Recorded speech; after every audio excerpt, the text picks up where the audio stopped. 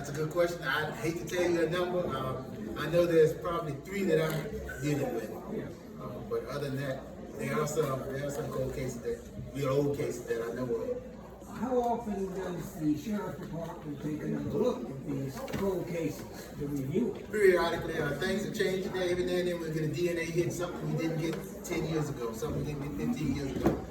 We'll get a DNA hit, get a letter, get notified to look into this. That gives us another clue to get further into this.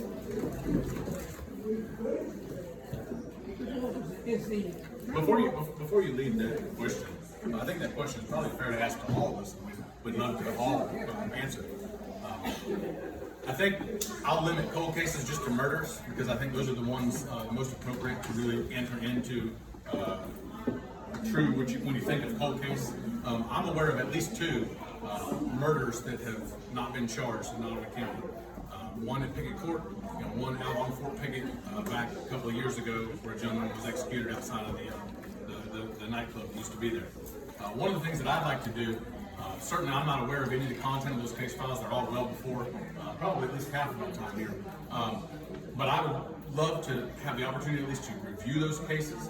And one of the things that I'd like to do if elected is work with surrounding jurisdictions and establish, at least in Nottoway County, and maybe a little bit further, establish a task force in Southside that looks into old, cold murder cases so that we have the opportunity to review these sorts of things, involve the state police. Recently, I've seen a news release where the state police is looking back into a 1995 homicide in Buckingham County. Homicides are the ones where we can't ever let them go. And we can't ever, there may not be enough evidence to try right now, but then a couple years later, there may be new stuff come out in prisons when people snitch to each other, or when new forensic techniques are available, and we can reanalyze old evidence. So one of my priorities that I'd like to see happen, and I would push to implement, and certainly it's a partnership deal, is open up a task force in Southside, at least starting in Nottoway County, where we can look into these old murder cases and try and bring them to fruition and bring them to justice. What is the I think probably everybody would like to answer. staff of the Commonwealth'a Attorney's Office in Nottoway County? How many Right now, so how many attorneys? attorneys, there are 2. We have a 3rd position, which I have hired, and I'm accepting applications now for. According to staffing standards, we have a caseload for 4 attorneys. But we are funded for 3 now, 2 through the state and 1 that was through an unfunded mandate for the locality to fund 1 for volunteer positions. And that's the 3rd one that I'm working on filling at this point. I'd like to hear from the other sheriff candidates about that question. If I understood the format, we're supposed to all have an opportunity to answer every question. So, and I don't mean, I want you to get to your questions, but we'd love to all answer them. So. Yeah, and in reference to cold case, as opposed to a current case, there's information out there. And one thing that you don't really see much of when I was first on the sheriff's office, that is a great source of information to be able to really watch because there's a lot of communication. That is where I want to add a more community police and sheriff's office. I want to bring the neighborhood watches back. I want to check on elderly people that live by themselves, getting in the community, not just riding through it, getting out of the car. And it's all about staying connected. And I think that's one thing that we've lost is we're not really connected with the community anymore. So I would really like the opportunity to bring that back. I can't say a whole lot more. They've said most of it, but that gets down to me. But I think it's up to the sheriff's office to start looking at those cases and start pulling the old stuff back, not necessarily the Commonwealth'a Attorneys to start off with. I think it needs to start at the sheriff's office. If you have those cases and have those case files, then that's where you should start at. Randomly pull these case files, or either come up with a plan on when you're going to do it or how often you're going to do it, and maybe you'll find some stuff that you can send into the lab for DNA that you weren't able to years before. What about drug convictions? Opioids. Is that in the last year or so? Has there been an increase in the prosecutions and convictions? There's definitely been an increase in prosecutions. I'm trying to remember the exact number. I counted at one point in the upper 30s to low 40s, just between 2 grand juries that I presented from the task force of distribution cases. They're working through the court system now. I don't have all of the statistics. We actually just recently, really effective January 1st, implemented a case management system, and so I'm working on that and working to be able to pull reports and have those numbers for folks. I can tell tell you that we present those 35 to 42, somewhere in that range, drug distribution indictments that were presented between the May and the July, right, and the task force presented between May and July, were significantly more than we had brought, honestly, at any point since I've been at the Commonwealth'a Attorney's Office. Have they been tried in 30 or 40? Some have and some are still back. Have the majority been convictions or pleas? Plea deals are convictions. Well, Plea agreements are convictions. I mean, taking it to the max with drug cases, they should be like repeat offenders. I believe they should go. I mean, they should go. No plea deal, send them on. So there are a lot of there have been a lot of plea agreements reached. No doubt about it. But there are a lot of factors in reaching a plea agreement. Not the least of which is the safety of a confidential informant. When I was an assistant public defender, one of the confidential informants out in Crewe County was murdered. And so my first priority is safety of human lives. Drugs can lead to violent crimes, and so we need to look at those. But you have to look at the safety of that. You have to look at, are people willing to then provide information themselves to help go after a bigger fish? You have to look at the strengths and weaknesses of your case. Is your CI or is your witness coming to court, or are they fleeing the country or the county? You have to look at a lot of different factors in reaching that. And I talk with the drug task force. Before I've reached a plea agreement in any of these distribution cases, I've been talking to our members of the task force and saying, here's what I'm thinking. What are your thoughts? You're on the street. You know the community better than I do. Tell me what your thoughts are. Is this a person that needs a break? Or is this a person that needs to go away for the rest of their life, or somewhere in between? Because they've got that face-to-face with the community, and I respect their input. So we still have a drug task force now that is it Yes. one? It's not very active right now. Now, the And I will task tell you- the and I will task tell you- force includes more than Nottoway County. No. What happens is with the task force, an officer from each agency, and when I was on the task force, I was on the Sergeant Major as well as Baxter. We would go out As well and as make one of the members of the state police. right, and this is sworn in through the state police. So you would go out and make drug buys. The problem that we had then, and I voiced it before I left, was we would get solid buys. They usually require you to get 3 or 4. They want 3 or 4 buys so they can take a plea bargain and go across the other job. My problem was we kept seeing the same people over and over and over again. It's gotten stagnant. There's no deterrent anymore because everybody knows, well, if I be caught this time, I'll be out of pull so much time, I'll be back on the street. But if I'm presenting you, if you're the Commonwealth'a Attorney and I'm presenting you 3 solid cases where you either got video, audio, or what have you, there's no reason no process in charge. And that it needs to be a stiffer, and that's just the norm. It's been the norm around here for a long time. There's no deterrent anymore. So if you're bringing 3 solid cases, I think you should take 3 solid cases through the courses. And if they're solid, I agree. They're not always solid. So do you have to have more than that? I mean, Well, you also like have written confession? information through plea agreements. Very good. Yeah. Yes, that's what I was saying. Sometimes the people who are charged want to help themselves out through information or through working or through things like that. I just point out, this is the first time that I've actually heard any kind of aggressive stance on drug policy from my opponent. I've been speaking from the very beginning of my campaign that drug dealers have got to be one of the top priorities in this office. I'm a former narcotics detective. I worked with 2 of the guys here and Jamie Higgins in the past. I understand the drug game better than any of the folks in the room other than those guys. Certainly Sergeant Jones, Lieutenant Jones has seen it in his years. This has got to stop. The folks are getting let back out after very little amounts of time. Certainly plea agreements have their place in prosecutions. They definitely have their place in drug cases. However, if we're scared of putting an informant on the stand, then we have no business working that informant. If we can't get up with them in order to bring them to court, we have no business working the informant. If it comes to a jury trial, you put the informant on the stand, he's burned, it is a safety issue, but at the same time, it's also part of the understanding, part of the agreement that they sign when they become a confidential informant through the state police is that if it comes to trial, they will have to testify. You cannot be afraid of that in order to walk away from it.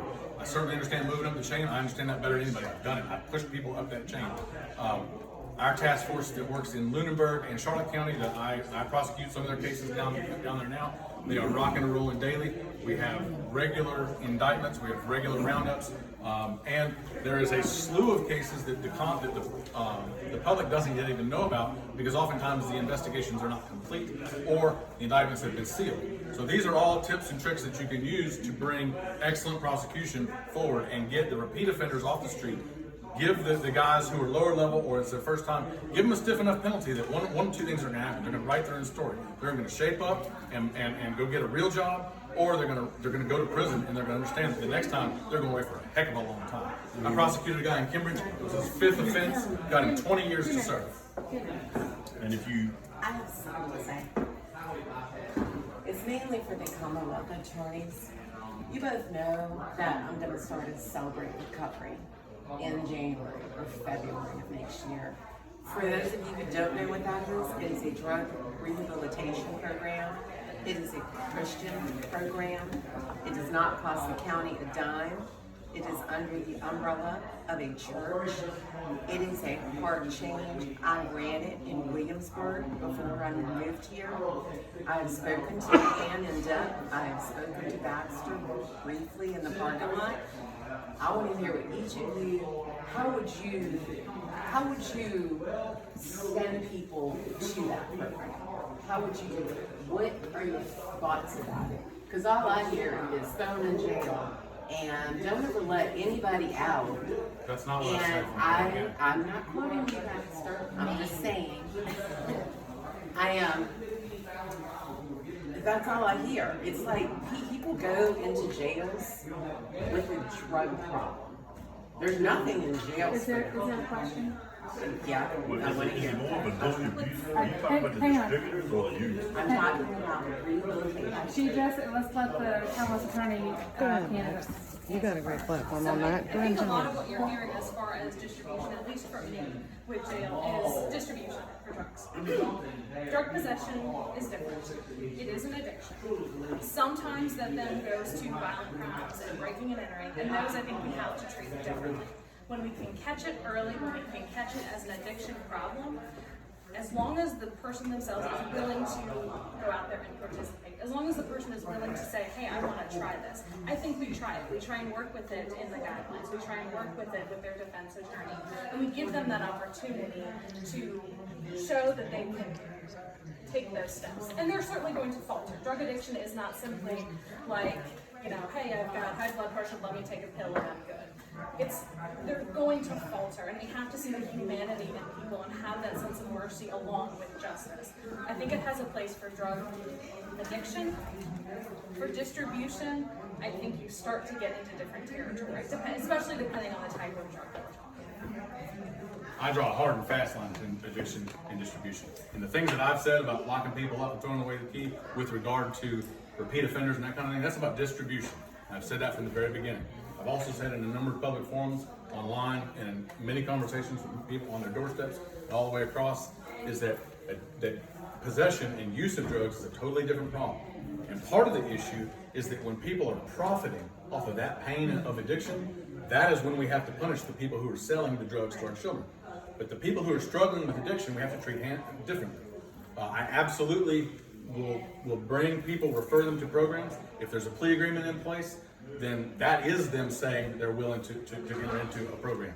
If they don't complete the program, we can recycle them and look at other options. But if they're interested in any kind of plea agreement for drug possession, then it will include some kind of recovery. And the more resources we have, community-based resources, the better. The more places we can send them. Because a lot of the issues are with insurance and that kind of thing. And it's not fair for someone who doesn't have a job or is poor or otherwise indigent not to be able to go. And Crossroads tries their hardest. They're strapped just like anybody else. One of the things I'd like to bring is in a lot of other places, and it's going to take money, and it's going to take fight, and it's going to take walking over there to those guys and asking for money to do it. I'd love to try and bring a drug court to Nottoway County, have us participate in one. That is a program where the courts get involved, where the people recognize that criminally they are at fault, but there are non-criminal methods to solve it. And that is where it involves the judges, it involves the probation officers, it involves the prosecutors, it involves the defense attorneys, and the defendants themselves in trying to hold themselves accountable from a community standpoint and push them into the recovery situation. Because a lot of these guys, they're not ready to hit it yet. And until they have that rock bottom moment, they're not going to do it. But if we can help them along the way to get to that subject. If you've got someone that's never been convicted of a felony before, I don't want their first felony conviction to be a possession of cocaine because they can't stay off of it, or possession of heroin because they can't stay off of it. I would love to bring a drug court here. If we can't get the funding for a drug court, I'd like to replicate it locally. do the officers, do the sheriff's carriers want to answer or anything? That doesn't really apply to y'all, I didn't think. Nah, sure did. Nah, that really did. So, I have a question. any other questions? I have a question for all five of you. Many of you, I have spent many a night out in the streets. For the record, I am not representing the Crewe Fire Department, Blackstone Fire Department, Burkeville Fire Department. I'm standing before you as a professional firefighting instructor. At 3 or 4 o'clock in the morning, are you going to come out and stand in the street with us, whether you're a sheriff or Commonwealth attorney? If we have an arson fire, we have a suspicious fire, we have a bad call, we have a possible murder, are you going to come stand in the street with us and make sure that we get this process resolved correctly? Absolutely. I would. I think everybody should be involved. I think if I was sheriff, that's where I would be at. I'm gonna be out there. You know me. I don't mind getting involved, getting my hands dirty. I don't care. I'll put my boots on. I'll step right in there with you. Again, you know me. I've been out there. I've been called out. That has happened with me. Well, I'm on the fire department as a stand, so I might be there. The reason I ask this question is because I have been on incidents before where we've waited 3, 4, 6 hours for an arson investigation team to come in there. If at any point in time through the process of that incident we relinquish that scene to anybody, that can end the investigation right there because it's no longer controlled. You know, if we have a fire chief that goes, hey, I suspect that this is arson, will you come out, work with them, and help guide them through that process? We have to. I mean, if it's a crime scene, it has to be secured until the proper authority. I'm already doing that now, Bubba. I'm already coming to any violent crime scene, violent felony crime scene, shootings, stabbings, it would include arsons. This is the kind of, if there's a traffic crash, it may wind up being a fatality and it may be a manslaughter issue. I'm already coming out to those kinds of things and I will continue to do it. And the reason why is exactly what you pointed out. And that's to make sure that these guys have the legal resources that they need so that they understand, hey look, if you guys let this scene go, we may have real issues. If we need to get a search warrant, if we need to get additional search warrants. I've sat on the scenes of shootings with my laptop in the rain, sitting inside the police car, helping these guys get their search warrants ready and ready to go. So this is the kind of thing I'm doing already by working with these guys, with the police departments, with the state police. From the very beginning of the case, we build the case together. What it does is it creates consistency. Consistency across the board in all of our cases. Consistency leads to fairness, and then when we're fair with everybody, that leads to justice. And for the, I'll keep jumping over. okay, what is called with y'all? Yes, I've been out on scenes. I go out to scenes, usually scenes that could have the potential for murder, homicide, death investigations. I'll go out to any scene that my officers call me and want me at. Am I going to go to every scene? Am I going to go to every DUI, everything like that? Of course not. I'm going to trust my officers to do their job and know when they should call me and know that I'm available when they do call me. I get phone calls from them like all the time. That's not unusual. In fact, it's so normal for me to answer the phone at any time of day or night that my phone didn't ring the other day when an officer called and they texted and asked if I was alive because it was so unusual for me not to be answering the phone on the first or the second ring. I'm always there for the officers and I go out to scenes for serious crimes, for the potential murders, things like that, where I don't have a victim who can sit up there and tell my jury what happened and what the scene was. I go out there to give legal advice. I've helped with search warrants. Every officer, as far as I know, has my phone number, and I've tried to make sure that they all do. So I go out there when it's necessary, but I also trust my officers to do their job and know how to do their job and know that they can call me when they need me. The reason I asked that question is because I've personally been involved with multiple fire scenes. The suspicion was there. We needed to make sure that we properly isolated the area, secured the area, and made sure that the scene was not tampered with. I personally sat on the scene for 7.5 hours waiting for a state trooper to come in from the arson investigation team.